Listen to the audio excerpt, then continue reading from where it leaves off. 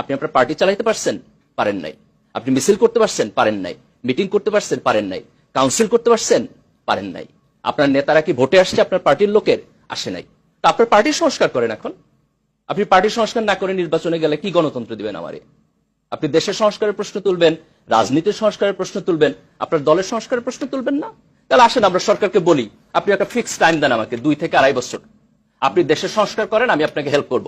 In the mean time আমি আমার পার্টির সংস্কার করি, আমি আমার পার্টির কাউন্সিল করি, একটা ভালো ডেমোক্রেসি আনি, ভালো লিডারশিপ আসি, তারপর আমি নির্বাচনে যাই। আমার সমস্যা কোথায়? আমার আজকেই কেন নির্বাচনে যাইতে হবে? আবার রাজনৈতিক দলেরই কেন 5 বছর বসে সংস্কার করতে, অন্তর্বর্তী সরকারের কেন 5 বছর বসে সংস্কার করতে হবে? কেন আমরা আজকে এইরকম একটা সিচুয়েশনে দাঁড়াইয়াও যার যার পার্টি গেম খেলবো? কেন আমরা এগ্রি করতে পারি না যে আসেন আমরা 2-2.5 বছর সময় নেই, আমি আমার পার্টির সংস্কার করি, আপনি দেশ সংস্কার করেন, সবাই সৎ থাকি, স্পষ্টভাবে কথা বলি, কোনো অ্যাম্বিগুইটি না রাখি, এবং তারপর আমরা সবাই মিলে একটা গণতন্ত্র করি।